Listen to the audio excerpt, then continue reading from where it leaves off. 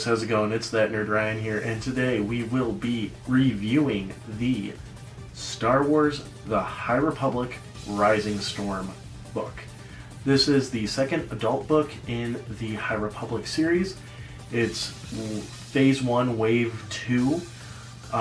It's the sequel to Light of the Jedi, along with Into the Dark and Test of Courage. It also ties into Race to Crash Point Tower and is a prequel to Out of the Shadows. So, for those of you who don't know what the High Republic is, High Republic takes place 200 years before the events of Episode 1, and basically is just the Republic and the Jedi at the height of their power. The only real familiar faces we have are Yoda, Yarael Proved, Cenobite, which are just three Jedi that are super old by the time of Episode 1. However, we do get some familiar faces from the previous book, such as Buri Yaga, which is my favorite character so far in the High Republic, and we get Elazar Mann, as well as Bel Zettifar, of course, the main leaders of the Nile, and we also get Loden Greystorm, which, by the way, I do want to mention, from here on out we are going to be talking spoilers for the book, so if you are interested in reading this book, make sure you click away now and finish reading it, or if you don't care about spoilers, you can just continue watching. So this takes place about exactly, I want to say a year, maybe a little bit under, from Light of the Jedi. So the Drengir threat is still going on, and they do mention what's going on in the comics, where a lot of Jedi are pulled away to fight the Drengir, and stuff like that, but the Nile have been really, really quiet. Really, they've been completely off Republic radar at the beginning of the book, except for when they attack a particular ship known as the Innovator, which is supposed to be the crown jewel of the Republic's science fleet.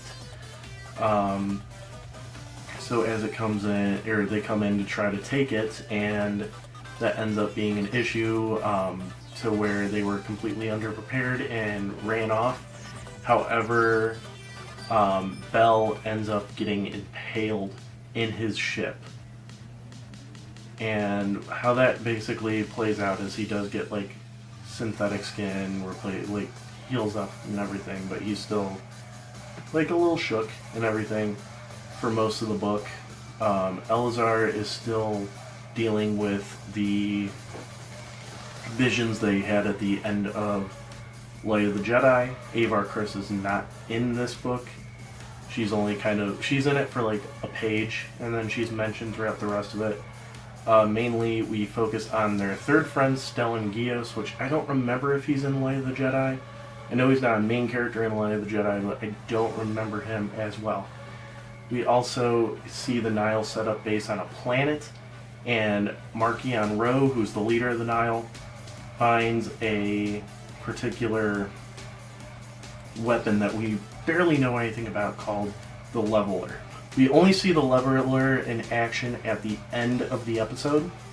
However, it is very menacing for that final 2-3 chapters that it's in. Which reminds me, this is a 76 chapter book. A lot of chapters to cover and everything like that. So if I do miss anything, I do apologize. But also, I'm trying not to give everything away. Anyways, the major focus of this book, like Race to Crash Point Tower, is the Republic Fair.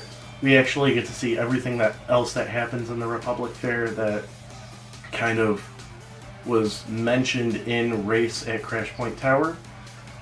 Basically, in all honesty, if you wanted to make a super collection with this book, and I mean, you could probably add Out of the Shadows into this too. I haven't started it yet, so I didn't want to mix up storylines. But you could probably cram Race at Crash Point Tower into this book, and it would still make sense. We go through a lot of people's perceptions on this. We also are introduced to new character Ty York, who was in Race at Crash Point Tower, but we get more into her story, that she was an ex-Padawan, that is also now like basically a mercenary. Basically how Ty is connected into the story is that she is protecting a inventor that actually created a weapon that stops all other weapons from working, from blasters to lightsabers and stuff like that. Anything that's energy based, basically. But the caveat to that is the thing is radioactive and can basically kill anybody within that radius anyways over time. So it ends up not passing, and the Nihil actually end up unknowingly stealing it. That was kind of a plot thread that was left open, so I don't know if we're going to play into that later. But yeah, because the end kind of happens abruptly. So about 40 chapters of it take place during the Republic Fair, from it starting and being nice and everything to the Nihil bombing and attacking everybody. We get to see Elzar Mann use the dark side. It doesn't specifically say what type of thing he does, if it's whether just a burst of energy or like force lightning or force storm or whatever. It sounds like it's a burst of energy. Ends up doing it. And then once they finish up the Republic Fair, which actually the Togrutas come in to protect their head person, I forgot, Regassa, or Regassa, there we go, their Regassa, who was trying to make friends with the Republic. And they come in and stop the Nihil and everything, and then Marchion sends one of the Tempest out to avenge, or actually he doesn't even send him out, the guy goes out on his own to avenge the attack and ends up losing his whole Tempest. And as that happens, the Republic finds out where the base is, comes in and fights the Nihil. Loden gets away and is basically helping Bell wrap up the fight, and Marchion sends out the Leveler. Leveler ends up disintegrating or turning to stone or petrifying or whatever you want to call it Loden. So Loden's dead.